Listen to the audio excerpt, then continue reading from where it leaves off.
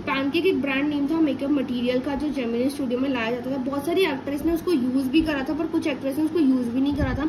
जो makeup department था वो बिल्डिंग के अपस्टेयर्स में था, जो कि रॉबर्ट क्लीव का हुआ करता था। उसके पास बहुत सारी बिल्डिंग्स थी, उसके पास बहुत सारी बिल्डिंग थी अलग अलग एरियाज में। उसने शादी करी थी मैडिन से, सेंट मैरी के चर्च में क्या।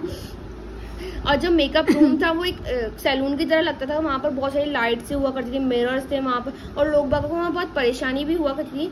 वहाँ पहले वो एक बंगाली उसका हेड था, और वो महाराष्ट्रियन, धरवर, कर्नाटका, आंध्र, मद्रास, इंडियन क्रिश्चियन, इन सबसे सक्सीडर था। वो लोकल तमिल ही थे ये लोग, और पहले वो बहुत चलता था, पर ये सब लोग बंद हो गए जब से दूरदर्शन आया। दूरदर्शन एक ब्रॉडकास्ट करता था प्रोग्राम्स।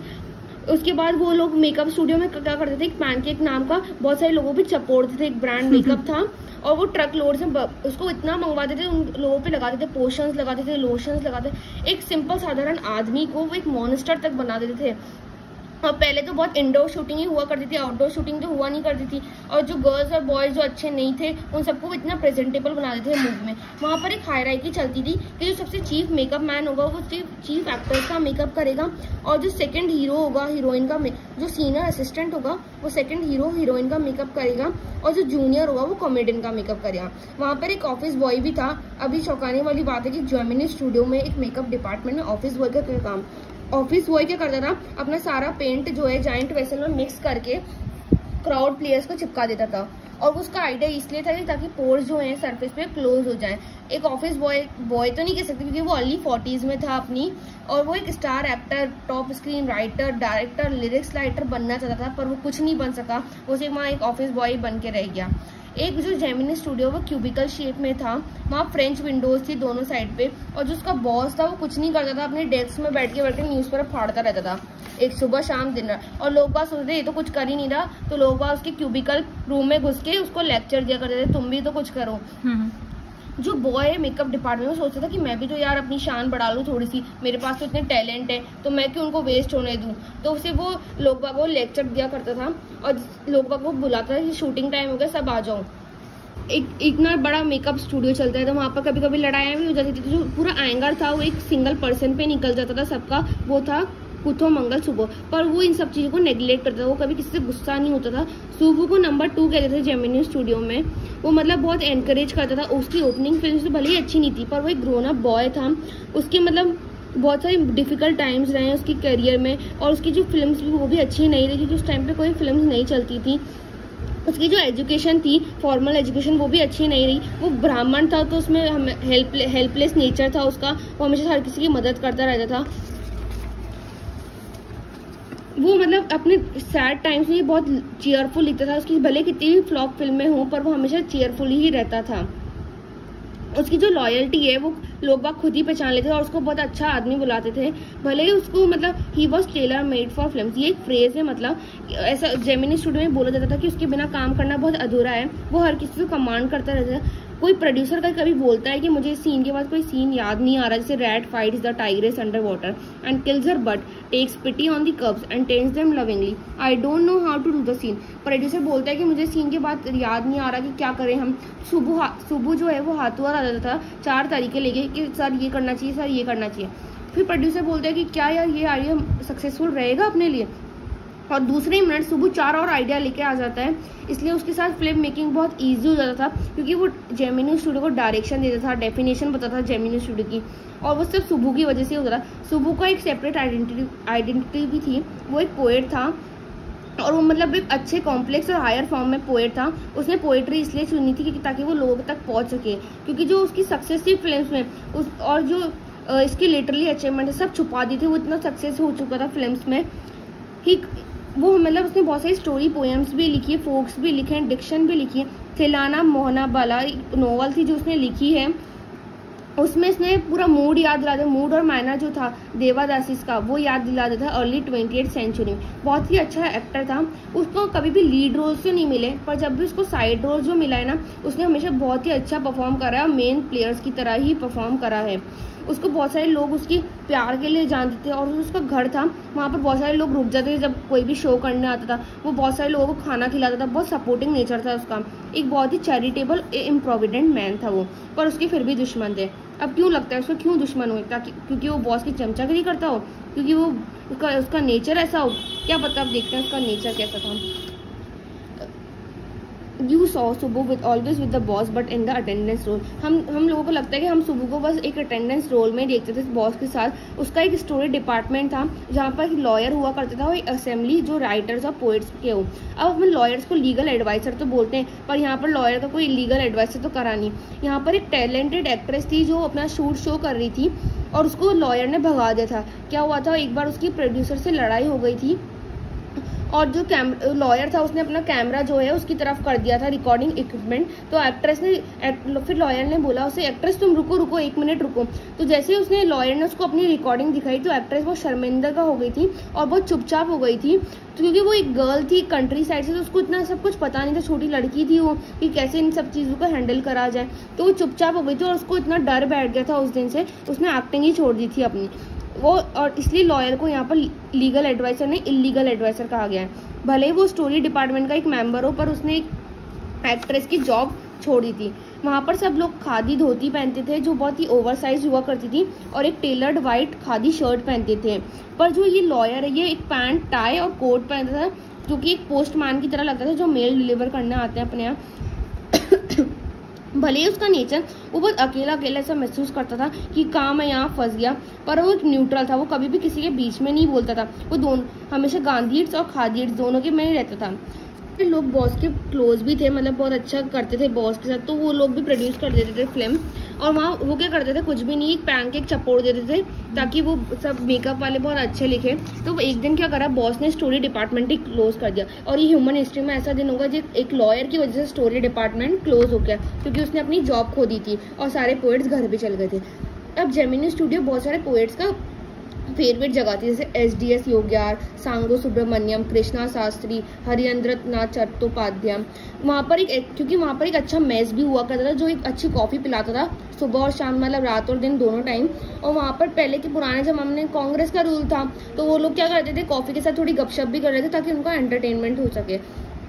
कुछ ऑफिस बॉयज और क्लर्क्स वहाँ पर हर लोग मतलब इतना आराम से रहते थे इन दोनों को छोड़ के, वहाँ सब पोइट्री एंजॉय करते थे। और बहुत सारे लोग तो खादी पहनते थे और गांधी जी को मानते थे, पर वो पॉलिटिकल्स में इतने ध्यान नहीं देते थे, वो गांधी जी को मानते थे। तो फिर वहाँ पर एक आया मुद्दा उठ के कम्युनिज्म का। Communism was a godless man. ऐसा कम्युनिस्ट क्या होता है, गॉडलेस मैन होता है, वो सबकी मदद करता है। ऐसा मैन जिसको किसी से प्यार व्यार लगाव नहीं होता, वो अपने पेरेंट्स और बच्चे को छोड़ के सबकी मदद करता है। वो हमेशा वायलेंस को हटाता है, हमेशा दूसरों की भलाई करता है। वो नॉन वायलेंस को बोलता है कि लोग भी सबकी मदद करनी चाहिए। तो वहाँ पर ये मुद्दा उठ के साउथ इंडियन में भी आ चुका था। वहाँ के जो पोएट्स थे जेमिनी स्टूडियो के, सब अब इस पर बात करने लग गए थे। और इसकी स्टोरी अभी आगे पता चलेगी। एक फ्रैंक ब्यूचमैन मॉरल रीआर्ममेंट एक आर्मी के साथ आया, अपने 200 स्ट्रॉन्ग आर्मी के साथ मद्रास में आया था 1952 में। और उसको सबसे अच्छा जेमिनी स्टूडियो लगा था, सबसे अच्छा हॉर्स था जेमिनी स्टूडियो इंडिया में। तो कुछ लोगों ने तो उसको इंटरनेशनल सर्कस बोला, पर ये उनको इंटरनेशनल सर्कस का, पर वो ट्रैपीज में अच्छे नहीं थे, सिर्फ वो एनिमल्स में ही अच्छे थे, वो भी डिनर टेबल तक। उन्होंने यहाँ पर 2 प्ले परफॉर्म करे थे प्रोफेशनल मैनर में, Jotham Valley and the forgotten fact, जो इतना मद्रास में पॉपुलर हो गया, लोग बाग उसको बार बार देखते रहते। और जेमिनी फैमिली जो 600 पीपल्स की थी, उसने भी वो प्ले बार बार दिखा। और ये जो मैसेज है इस प्ले से हमें नॉर्मल मिलता है, प्लेन बिल्कुल, पर जो उसका सेट और कॉस्ट्यूम बहुत फर्स्ट रेट मिलती थी।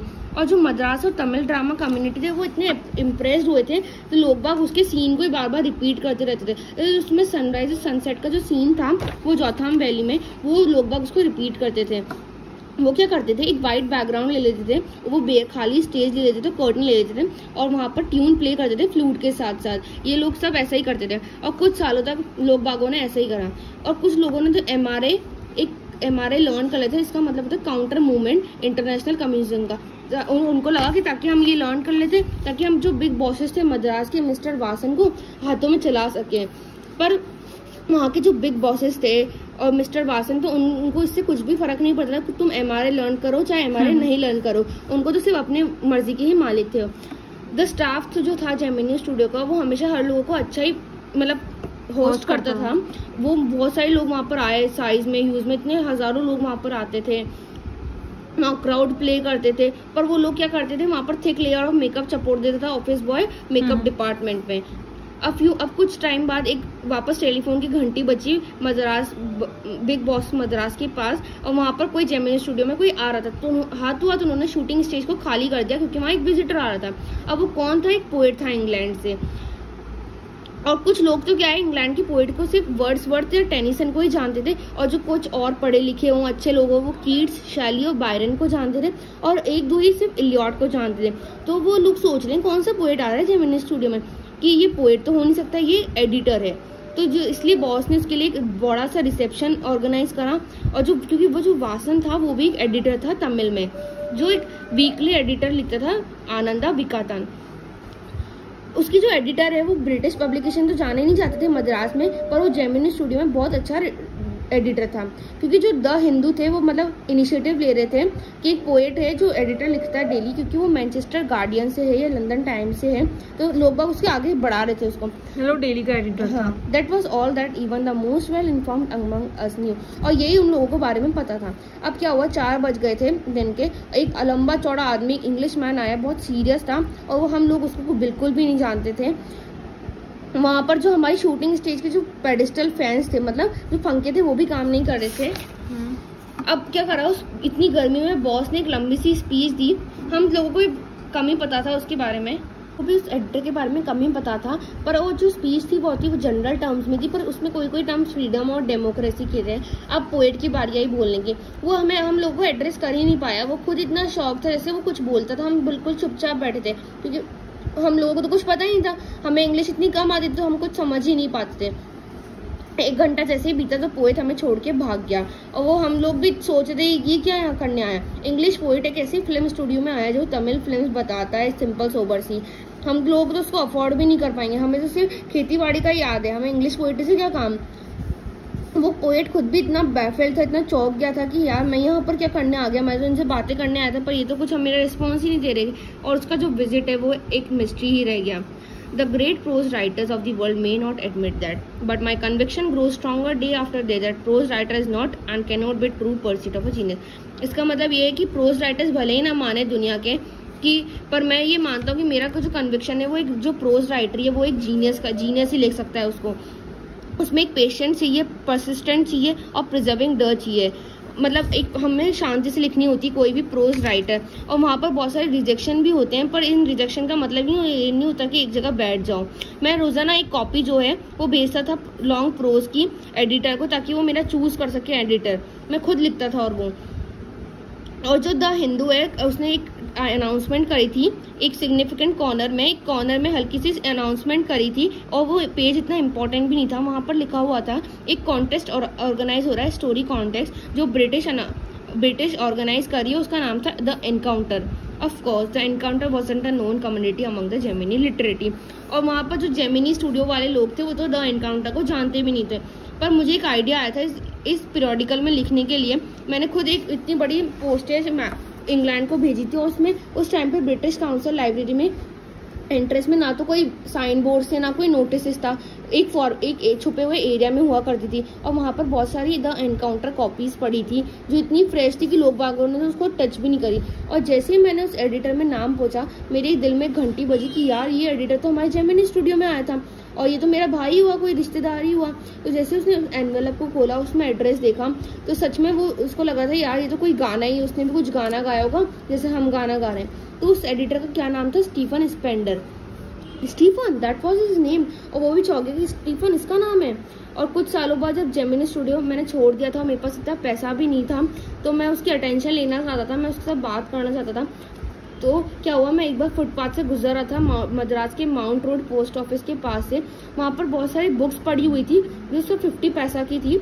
वहाँ पर क्या, एक बुक्स के पास एक पेपर लग रहा था जो कि अमेरिकन ओरिजिन का था। वहाँ पर लिखा था कि स्टूडेंट्स के लिए लो प्राइस बुक्स हैं, हम क्योंकि अपनी 50th एनिवर्सरी बना रहे रशियन रेवोल्यूशन की। तो मैंने वहाँ पर 50 पैसा दे दिया और एक कॉपी ले ली बुक की। उसने the God that failed book ली थी, और वहाँ पर 6 वो कैरेक्टर्स थे जिनके बारे में उसमें एसेज लिखा था।